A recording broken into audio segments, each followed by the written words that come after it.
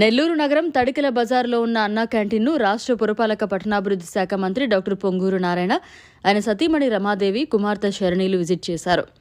మంత్రి కుటుంబానికి స్థానిక టీడీపీ నాయకులు, కార్యకర్తలు ఘన స్వాగతం పలికారు. ఈ సందర్భంగా మంత్రి నారాయణ, రమాదేవి, శరణి కలిసి నిరుపేదలకి ఆహారం వడ్డించి వారితో కలిసి భోజనం చేశారు.